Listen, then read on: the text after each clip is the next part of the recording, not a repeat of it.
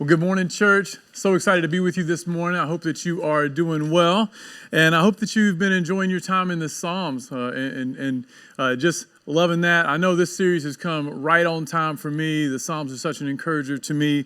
But before we get going this morning, I want to ask you a question. Have you ever been walking alone sometime, maybe at night or alone in a room, and you just get that sense that like the hair stands up on the back of your neck, your emotions are kind of peaked, your fight or flight instincts kick in, and you just feel like you got to get out of there? Well, I remember when I was a little boy, we lived out in the country in the middle of nowhere. It was a neighborhood, but there was a lot of space in between houses, and it was kind of woods everywhere. And our house, we had this big deck that came off of the back of the house, and there was a smaller deck on the front. And our house was built on the side of this hill, so one side was about 25 feet off the ground, and that happened to be the side where those two decks were connected with this little 4-foot walkway, 4-foot wide walkway. It's probably about 20 feet long. And I just remember, when I was young, my parents would maybe send me out, hey, go get something off the front deck at night, and I would head out there, and in this, I don't know if you guys are familiar with being in the woods at dark. It's not just dark, it's dark. And you can't even really see yourself. It's not like LA dark. Out here in the city at night, you can walk outside, you can see your hands in front of you. I mean, it's so bright in the city, we can't even see the bioluminescence that's going on right now in the ocean. The ocean is actually glowing in the dark, and you have to leave LA and go to some more remote place so you can even see that. So that's not what we have going on in South Carolina at all. In South Carolina, when you're in the woods, and it gets dark, it's not LA dark, it's not even dark, it's dark. You can't see your hand if you hold it up in front of your face. So I know I'd go and try to get whatever my parents asked me to at night, and I'd head around the corner, and it would always be on my return trip about 3 steps in on that 4-foot walkway, and I would just feel like the boogeyman or some midnight monster was about to grab me, and my eyes would get big, and I would just take off. Everything in me, every instinct, there was no bravery whatsoever, no boldness, just fear. And I would just book it and take off like some Olympic sprinter. I would run through there and take a hard right and bolt inside the house, breathing hard and trying to act like it wasn't a big deal. But I was just frightened. And it wasn't so much the dark that I was afraid of. It was a wonderful imagination paired with the unknown. I didn't know exactly what was out there, but I know that there is danger out there. And so it was the fear of the unknown, what I didn't know, that captivated me in that moment. And I just think that uncertain or undetermined dangers, they can play with our minds.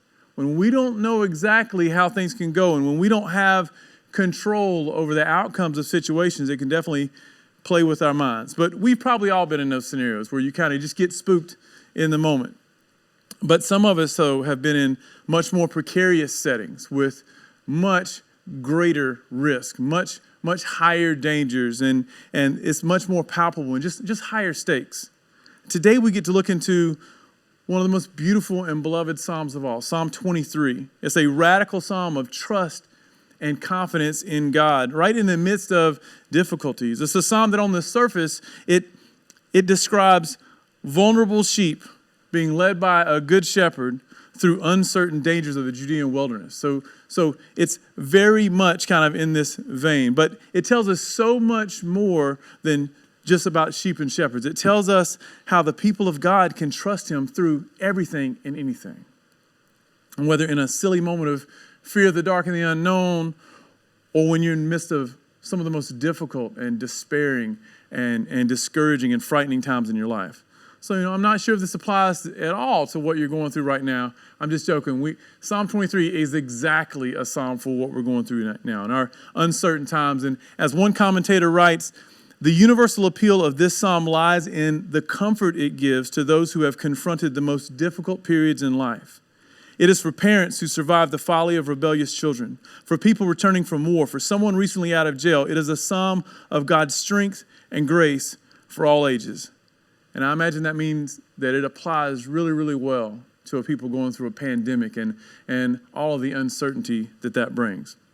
Many of us know this psalm very well, and it's been a source of comfort and peace to us through the years. But let me just read it afresh for us this morning, and then we'll jump into our study. Psalm 23. The Lord is my shepherd, I shall not want. He makes me lie down in green pastures. He leads me beside still waters. He restores my soul. He leads me in paths of righteousness for his name's sake. Even though I walk through the valley of the shadow of death, I will fear no evil, for you are with me. Your rod and your staff, they comfort me. You prepare a table before me in the presence of my enemies. You anoint my head with oil, my cup overflows. And surely goodness and mercy shall follow me all the days of my life, and I shall dwell in the house of the Lord forever. It's just hard to read this psalm without feeling the peace and comfort of the Lord just kind of come over me. My heartbeat even slow down. Just sensing God's presence and the fact that I'm safe. And if you were able to check out this week's Word Wednesday video, you know that I mentioned that when we study the Psalms, they offer quite a balance. They have a balance between this experiences that the psalmists, the people of God, have had with him through their lives. These wonderful experiences and all the emotions that comes from that. We see the psalmists deal with their trials and travails of life, and we see the difficulty, the fear, the anxiety, the anguish, the heartache that they experience. But we also get to see the exuberance and the joy and the thankfulness and the splendor as they experience God's presence and power in the midst of their lives. But in addition to those experiences and emotions, the Psalms are also filled with theological truths. So around those experiences with God, these wonderful theological truths, these timeless truths about God and his character, how he relates to humanity and all of creation, they are what are also put on a pedestal. So as we study Psalm 23 this morning, see if you can identify and relate with both those experiences and emotions, but also those theological truths that these Psalms are trying to teach for us. Now, Psalm 23 starts off with, the Lord is my shepherd. Now, the term shepherd, it would have been a very common term for the biblical audience. If you remember King David, even when he was a little boy, he was a shepherd boy. So he would be very familiar with this shepherd language. But even hundreds of years later in the New Testament, if those folks would have walked out into the countryside, they would have seen shepherds and their flocks out there. And you can still see this today in this region. It's just part of the culture of the region. So very, very common language for them. Now, here are a few images that I want to put up of shepherds. You see a shepherd there on your screen, hopefully, with his flock there behind him. Here's some more on the hillside there. And these are actually from the region. One final one. You see a shepherd prominent there. Now, this is modern day, but I don't even think it probably is that much different than what you would have seen in the biblical times. Now, shepherds, the term was kind of symbolic for leaders or kings and even gods. It's often used as a royal metaphor to identify a special kingly authority. And in this case, in Psalm 23, it's the one true God of the Bible, the Lord.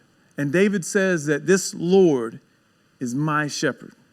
Now, such a statement would have been at least a little bit atypical for those times, to say, my shepherd. Being a part of God's covenant community, his covenant people, his holy nation, the group. So the group or the community would have been the normal emphasis for followers of Yahweh in those days. And you would have expected David to maybe say, the Lord, our shepherd. But he does not here.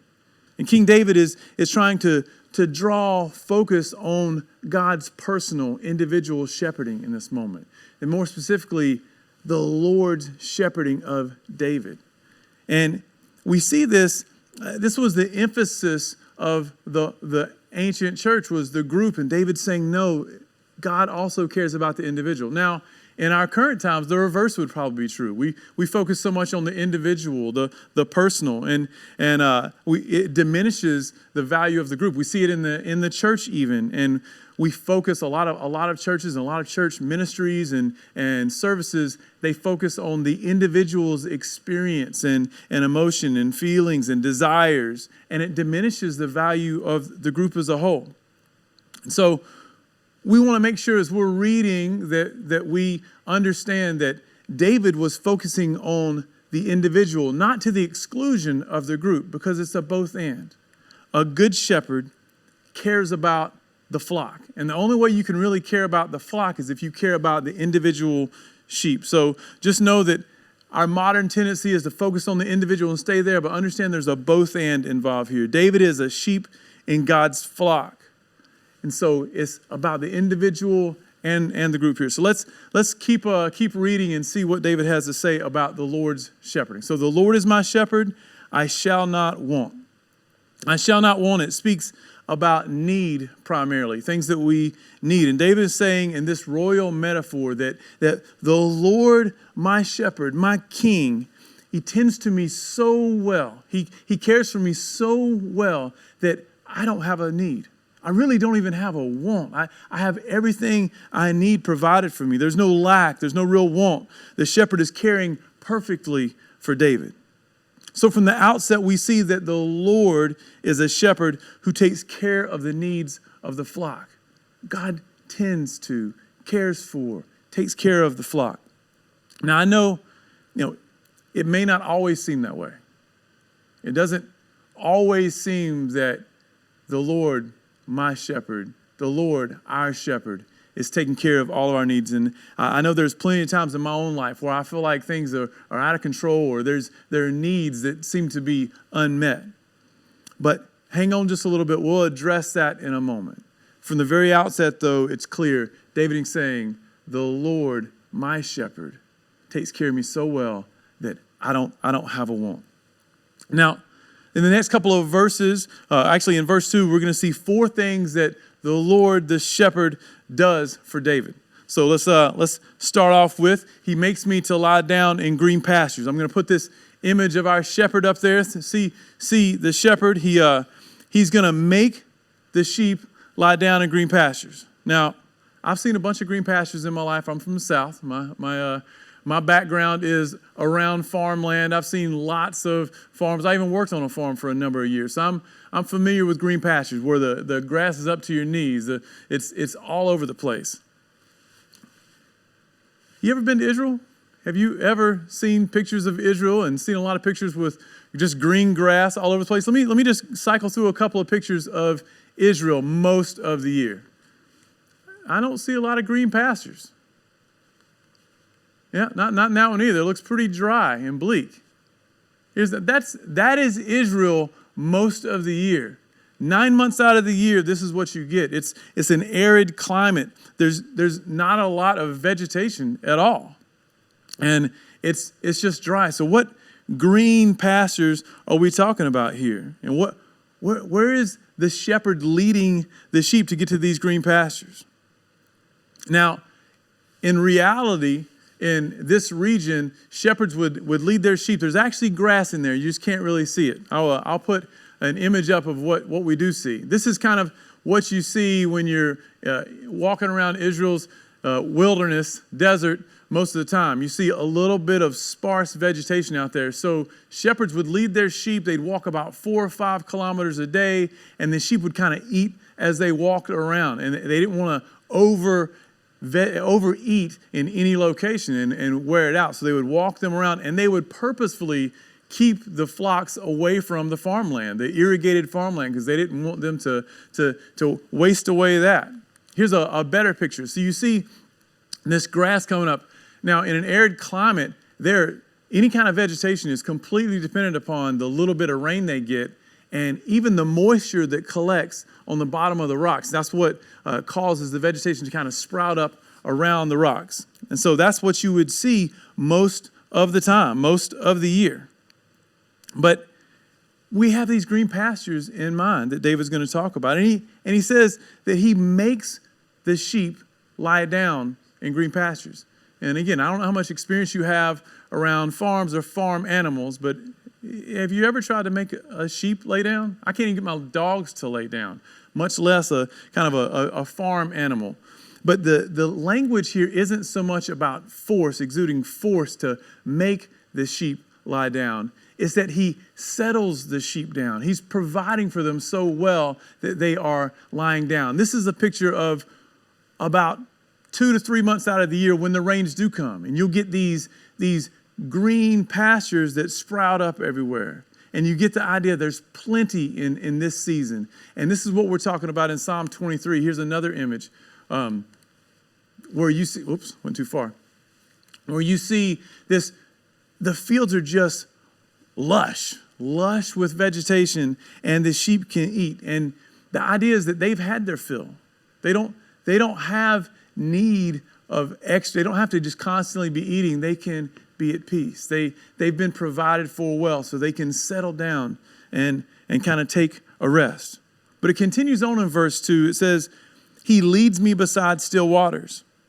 And there's even more imagery of the shepherd's care and provision here.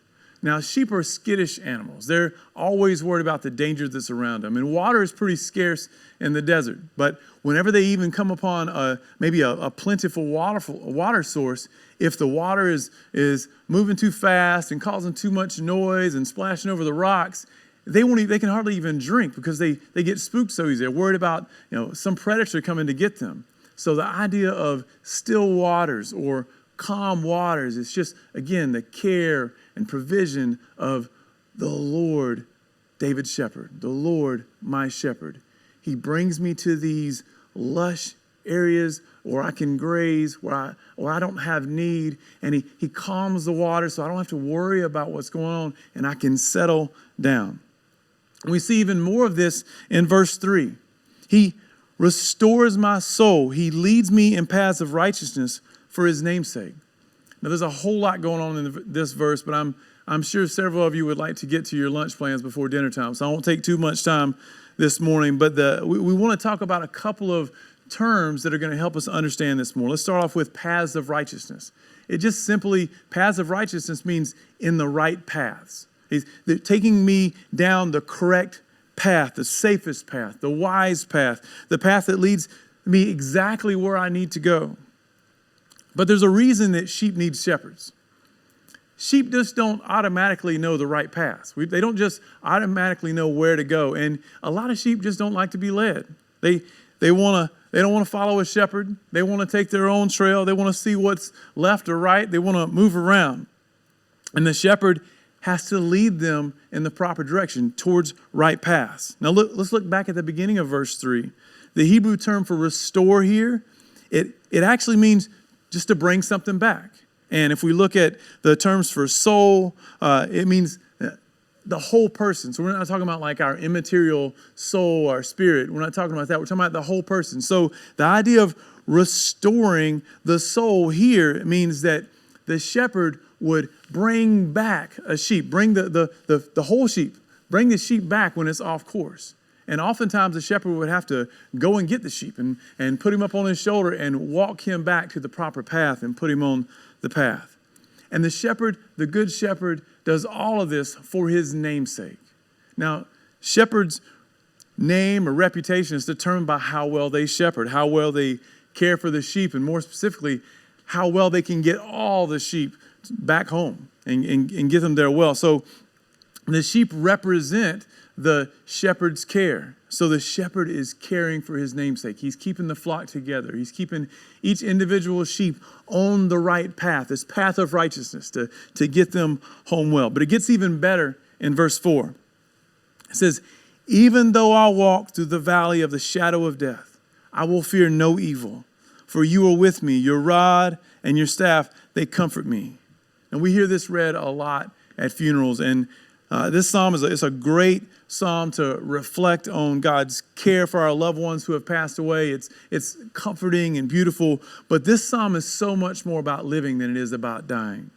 You can picture the sheep being led through the desert with the hills and the mountains all around them and being led through the wilderness, through the valleys, and through these valleys that create shadows. Let me put a couple of pictures up there. This is a wadi, a valley cut through, kind of hill country, and this is what they're talking about, the valley of the shadow of death. It's really the valley of the shadow of deep darkness. And you can imagine as the sun's going down, the shadows will start casting. And I talked about early on that it's not LA dark out there. It gets dark. And when you can't see what's going on, you don't know exactly what's there. And you have these little cutaways. If you go around a corner and there's a predator there, there's nowhere you can go. You're just there.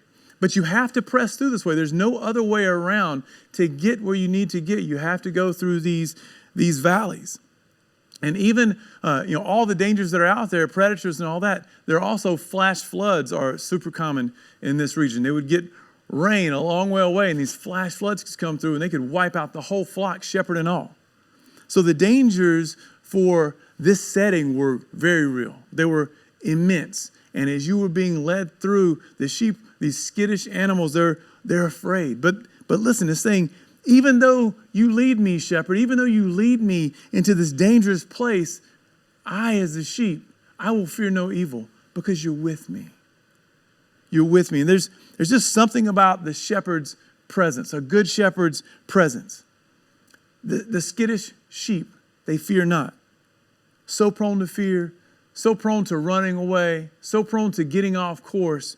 They're able to trust the shepherd here. I will fear no evil because the shepherd is present and leading me on the right path. And shepherds are not gentle people. You remember even little shepherd boy David, he killed lions and bears with his own hands when he was watching over the flocks. And he killed at least one giant too. So we're not talking about gentle people. And David's reflection here says that he doesn't fear because the shepherd is present and because his shepherd is armed.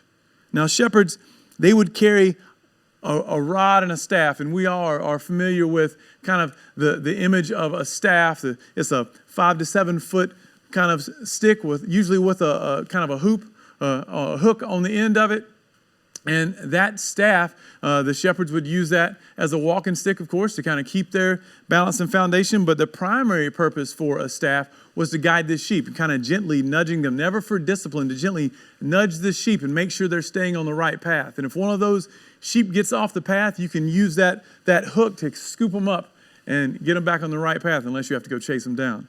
And you could even use the staff as a weapon to protect you. But if there was ever a serious threat, then you would turn from the staff to the rod. The rod is a brutal weapon. It's basically a heavy stick, kind of like a bat. And if there was a threat that was coming, the shepherd would use that to pummel anything that was standing in the way that threatened him or his flock.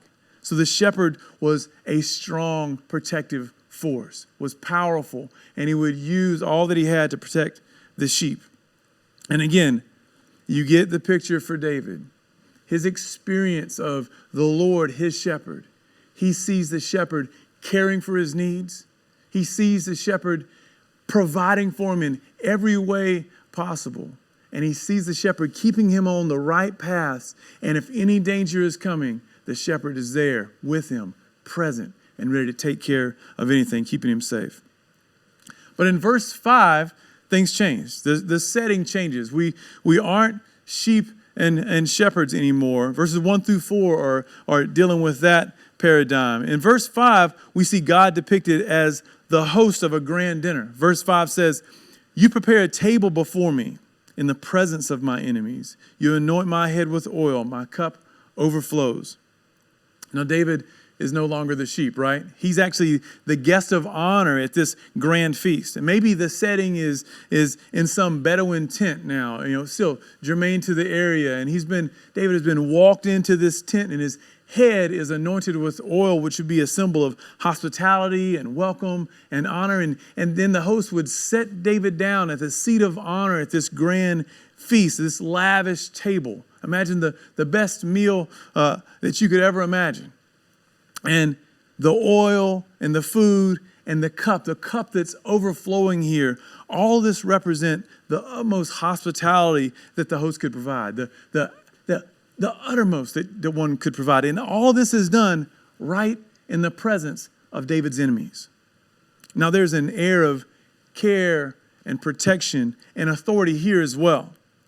Those enemies, They don't step 1 foot near this feast because they're not welcome there. And you get the feeling if they tried to come close, it wouldn't work out too well for them. They're just forced to stand at a distance and watch David being honored and esteemed and cared for while they look on. Powerless to do anything at all about it because the host is there standing in the way.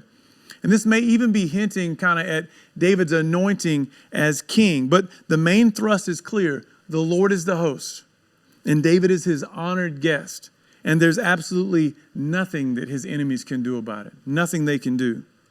But now we finish with verse 6. Surely goodness and mercy shall follow me all the days of my life, and I shall dwell in the house of the Lord forever. Now here we are back kind of with the shepherd motif again. Sheep are pretty vulnerable and weak animals. And predators love vulnerable and weak animals. Predators will track and hunt relentlessly, pursuing their prey. That's what they do. We've seen it all on National Geographic. You've seen these images of the predator and their prey being hunted down, and sheep are kind of easy targets usually. Now, danger has been lurking this entire psalm. Danger is always around every corner. The enemies are there, close by, waiting. It's even there for the guest of honor at the feast, right? Their enemies are present. It's as if David's enemies are in hot pursuit of him constantly. But let me show you one beautiful thing about verse 6 here. David reveals in verse 6, he's being hotly pursued too. The Hebrew word for follow here, it's usually used in the context of a predator following their prey. But right here, it's talking about something else. It's not David's enemies that are pursuing him here, right? What's pursuing David? It's not the evil of the world. What's pursuing David is goodness and mercy, or the goodness and unfailing covenant love of the shepherd, his Lord. They're chasing after them. They're relentlessly pursuing David. They're his daily companion. It says surely, which means only the Lord my shepherd's goodness and love, the good God intends for me, and his unfailing covenant love is chasing after me all the days of my life. They will be my constant companions in life because I am the sheep of the good shepherd. Even in the midst of trouble, even in the midst of trial and hardship, even in the midst of the worst this life can bring, they are in hot pursuit of me. And it doesn't stop there. Yes, I'm being pursued, passionately pursued, chased down by God's goodness and love. And I will dwell in the house of the Lord forever. Now, this isn't as much a statement about salvation or the eternal state as it is about the Lord, my shepherd, your shepherd, our shepherd, is being present with us and giving us access to him. It's about having access to the throne of God, the temple of God. And in our new covenant world, the temple is within us where the Holy Spirit resides. And God is saying, I am present and you have access to me all the days of your life, forever. God is with you, even when it feels like he's distant, even when it feels like maybe he's not there. Even when it feels like maybe my needs aren't getting met the way I hope. Because he is the good shepherd and we can trust that. We can trust that he loves us, that he cares for us, that he provides for us. And we can trust the scriptures when they say that God will never leave us or forsake us, because that's what the good shepherd does. He takes care of the sheep. So this is David's reflection. This is his reflection of his experience of the Lord, his shepherd.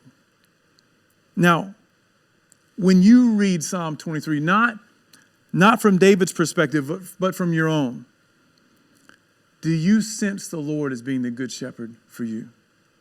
Caring for your every need, there to protect you, to lead you well down the right path, watching over you, bringing you peace and comfort and rest and honor and hospitality, all in the midst of difficulties. Is that how you feel when you read this psalm?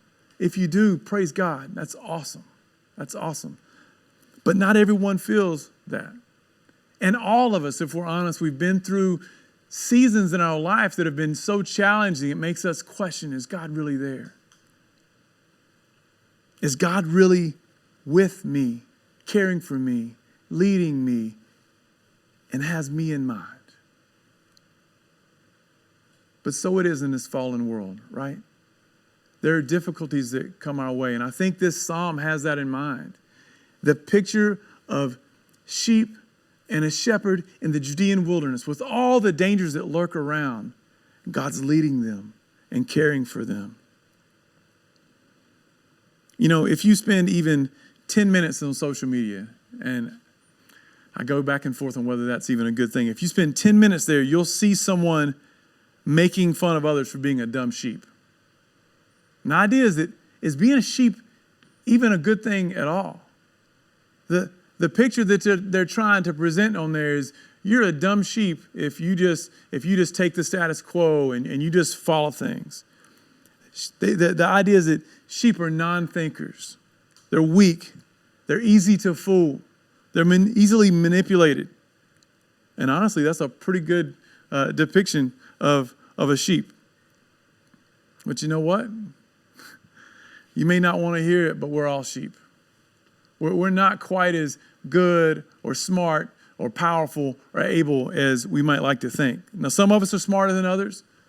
Some of us have more ability than others. Some of us are just born into greater privilege and opportunity than others. But we're all weak and we're all vulnerable. And even the most self-reliant or self-righteous of us find that out at different points. We're vulnerable. We're not quite as good and able as we'd like to be. And that's why Psalm 23 is such a beautiful psalm. That's why it's so beloved. That's why this motif of shepherds and sheep, those metaphors in Scripture, that's why they apply so well to our lives. We are weak and vulnerable, and we desperately are in need of a shepherd, the good shepherd. Not just any shepherd. And that's where those kind of social media keyboard warriors are accurate. If you're a sheep that just follows some human leader or some political agenda or some cultural cause or earthly dogma, some national leader, if you just take everything that those people and organizations put out there as true and you just blindly follow, then you're the wrong kind of sheep. That's not the flock that you want to be in. But that's not at all the kind of shepherd that Psalm 23 has in mind. The shepherd in Psalm 23 is the good shepherd that objectively cares for you and leads you down right paths, down the perfect path exactly where we need to be. And in John chapter 10, verse 11, Jesus identifies as this good shepherd. He says, I am that shepherd. I am the good shepherd. The good shepherd lays down his life for his sheep. When sin crept into the world in the Garden of Eden, at the fall, when Adam rebelled against God, sin crept in and it permeates the entire world. There's not 1 ounce of this world that's not touched by sin. And the result is that evil and wickedness and disease and murder and racism and classism and greed and abuse and division, et cetera, are a part of our existence. Those very real dangers, those very real evils, they lurk around every corner, and they're the product of the fall. But the fall also made us sheep. We're no longer naturally predisposed towards God's standards. We're born with a sin nature. We're apart from God when we're born and stay that way until we submit ourselves to the shepherd. We're sheep that are prone to wander. We're prone to veer off course. We're hard-headed and defiant. We don't like being shepherded. We don't like being drugged back onto the right path even at times. And the truth is, life gets difficult. Even in David's remembrance here in Psalm 23, he's not saying that his cup is always overflowing. He's not saying that there are always green pastures and calm waters. He's saying that his constant companion is the shepherd who doesn't leave his side, who's there to lead him down the right path, even when the dangers are there. And that as long as you are in God's flock, the goodness that God intends and God's covenantal love that cannot be broken are always your constant companions. They are with you forever. Even in the midst of pain, disease, pandemics, injustice, anger, bitterness, division, dissension, they're with you. They're your steadying force. They're your source of comfort. And you can trust that the Good Shepherd is leading you down the right path. And it's because Jesus came and gave himself, sacrificed himself, so that all who believe in the gospel, his work, can be with God. We can have our relationship renewed and restored with God, and we can have an eternal hope. And as we, his sheep, walk with him in this life, we get to be blessed over and over and over again. Not that bad things won't happen, not that there won't be challenges, but that we'll have this constant companionship of God's grace and goodness. And in the end, we get to be with him and the family of God forever when life in this fallen world is over with. But again, the Good Shepherd is with his sheep now. He's with you now. Jesus loves you. He is the Good Shepherd. And every single one of us needs him so desperately every day of our lives. Our Zoom prayer room is about to open up. If you would just like to receive prayer, it's a private setting. You kind of go into the ethereal online waiting room there, and then a member of our prayer team will bring you in to pray personally with you. Or if you want to talk with one of them about your need for the Good Shepherd, they would love to have you. Please stop by there. You can email Shannon@ocfchurch.com if you didn't get the details for that Zoom prayer meeting. But we love you, and just know that this shepherd is with you. Let's pray.